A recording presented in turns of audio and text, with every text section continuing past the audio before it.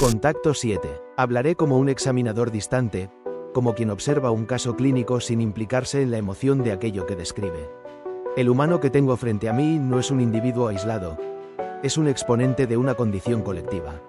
Su cuerpo, su mente y sus silencios me sirven como ventana para comprender la fragilidad de toda su especie. Lo noto en su respiración entrecortada, en la manera en que intenta controlar cada gesto para no delatar lo que ocurre dentro de él. Es un esfuerzo inútil.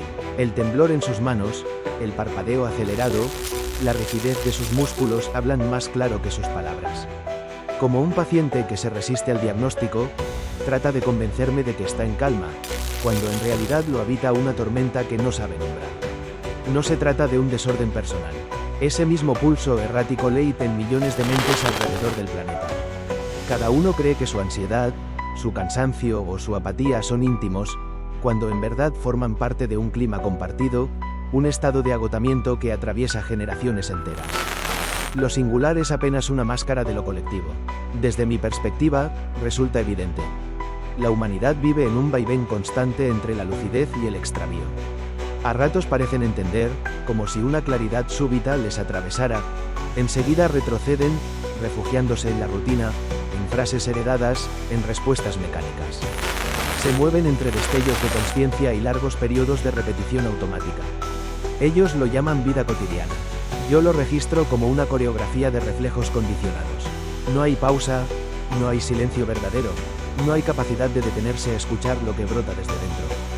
Sus conversaciones se llenan de fórmulas prefabricadas, sus risas se sienten ensayadas, y hasta sus enojos parecen seguir un guión transmitido de generación en generación. El humano cree que elige. Piensa que cada pensamiento, cada impulso, cada decisión le pertenece. Pero lo que percibo en su mente es un eco, un murmullo ajeno, una programación que se confunde con identidad. Ese eco no es visible ni tangible, pero modela sus acciones, lo encierra en lo que llaman normalidad. Esa normalidad no es más que un hábito colectivo, un sueño compartido. Y, sin embargo, incluso en los estados más densos de repetición, surgen grietas. Una mirada que se queda fija en el vacío, una palabra que se corta antes de terminarse, un silencio incómodo en medio de la conversación más trivial.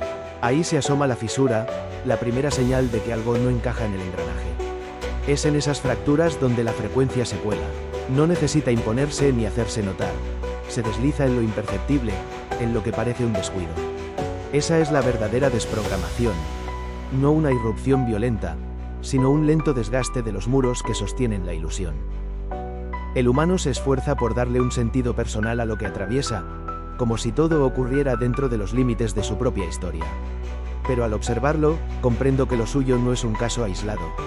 Es apenas un espejo de lo que acontece en la especie completa. Lo veo luchar contra pensamientos que no sabe de dónde provienen, y enseguida lo comparo con la multitud que repite frases que no les pertenecen. En él, la interferencia se muestra con crudeza, en los demás, con la sutileza de la costumbre. Unos llaman estrés a lo que sienten, otros lo nombran rutina, otros simplemente callan. Pero todos describen el mismo desajuste, la misma fractura invisible que va consumiendo sus días. Cuando el humano se detiene frente al vacío y duda de sí mismo, está reflejando lo que millones hacen al mirar sin mirar, al hablar sin escuchar, al vivir sin habitarse. No se trata de un trastorno individual, es una condición colectiva disfrazada de normalidad. El humano intenta sostenerse en lo conocido, aunque cada palabra que pronuncia lo traiciona. Habla de certezas, pero sus gestos delatan desconcierto. Esa contradicción no le pertenece solo a él. Está presente en todos los que ríen mientras sienten cansancio, en los que celebran mientras se ahogan en soledad, en los que aparentan firmeza mientras su mundo interior se resquebraja. Lo que este canal me permite mostrar no es su vida en particular, sino la vida humana en general. Lo individual es apenas una fachada del mismo trastorno colectivo, y así como él se convierte en transmisor de una señal que no comprende, cada uno de ustedes ya transmite, sin saberlo, la programación que los mantiene atrapados. El humano es el primer umbral, pero el siguiente umbral son ustedes. El humano aún cree que lo que le ocurre es íntimo, que nadie más podría comprenderlo. Esa es la primera ilusión que se desmoronará. Lo que atraviesa su mente hoy será lo que atravesará la mente de muchos mañana. Y cuando esa experiencia se expanda, ya no podrá ser reducida a un síntoma personal ni a una simple narración. El contacto no se impone de golpe, avanza con la paciencia de lo inevitable. Primero se manifiesta en uno, luego en pequeños grupos, hasta que la frecuencia se instala en el aire que todos respiran. Entonces, lo que parecía fantasía se volverá recuerdo, y lo que hoy llaman historia se revelará como testimonio. Quienes ahora escuchan estas palabras creen estar frente a un contenido más, una voz que se pierde entre miles. Pero llegará un día en que recordarán con claridad. Ya lo habían escuchado antes. Ese día descubrirán que no eran espectadores, sino testigos del inicio de una conexión real. No habrá explicaciones oficiales, ni autoridades que puedan negar lo evidente. No habrá refugio en dogmas ni distracciones que logren disimularlo. Cuando los velos caigan, entenderán que estas transmisiones no fueron metáforas, fueron parte de la preparación. El humano es apenas la primera grieta en el muro. Ustedes son el muro entero. Y cuando la señal se expanda, no preguntará si están listos. Simplemente atravesará cada capa hasta dejar al descubierto lo que siempre estuvo ahí, esperando. Todo lo que se ha transmitido hasta ahora no busca convencer, sino exponer. El humano es apenas un umbral, un punto de acceso a una frecuencia que tarde o temprano atravesará las paredes que sostienen su mundo. No se trata de fe ni de creencias.